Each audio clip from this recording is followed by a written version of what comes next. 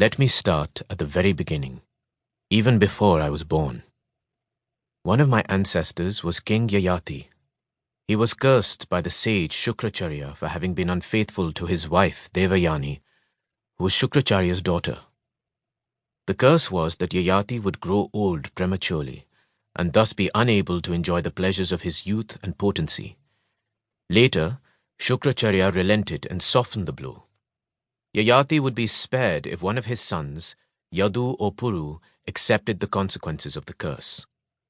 The older son, Yadu, refused, but the younger, Puru, agreed to take it on himself.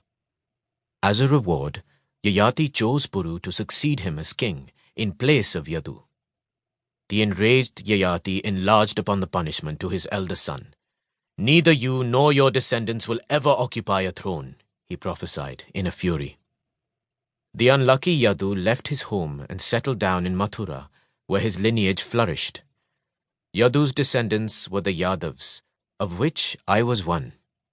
Yadavs, since then, have been kingmakers, but never kings. Puru went on to become the patriarch of the kingdom of Hastinapur, into which the families of the Kauravas and the Pandavas were born. Anil Varshney did not know that he had less than 12 minutes left to live. His modest house in the Hanumangarh district of Rajasthan was deathly quiet at this hour, except for the humming of the desert cooler. Varshney loved the silence.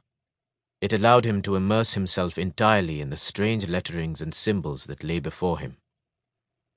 Work was meditation and prayer for India's youngest linguist and symbolist, who had shot to instant fame when he succeeded in deciphering several ancient hieroglyphs from the Indus Valley civilization. Fluent in over 15 languages, Varshney had 10 publications to his credit, including the most widely used multilingual dictionary of Indian languages. He was to ancient writing systems what Bill Gates was to operating systems. His living space was fashionably disorganized, reflective of the eclectic genius that inhabited it. The bedroom was rarely used because most of Varshney's life was spent at the archaeological sites, particularly Kali Banga, the most important Indus Valley site in Rajasthan.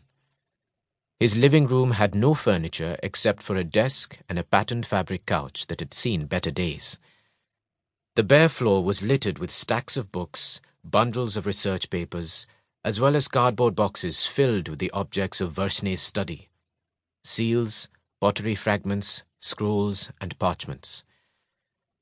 On the desk before him lay a small rectangular seal, around 20 by 20 millimeters, apparently made of conch shell.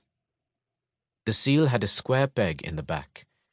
Strangely, the peg had no hole for inserting a ring into, as was usual with seals of this type. 3 ancient animal motifs of a bull, unicorn, and goat were engraved in an anti-clockwise direction on the face of the seal.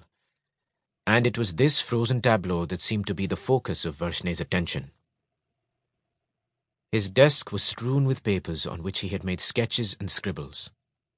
A notebook computer stood open on a corner of the desk, its screensaver having been triggered an hour earlier. A brushed steel desk lamp shone a single wide beam of fluorescent white light on the seal and the papers surrounding it. Varshney, oblivious to everything else around him, was closely examining the images on the seal with a Carl Zeiss 20 times magnifying glass.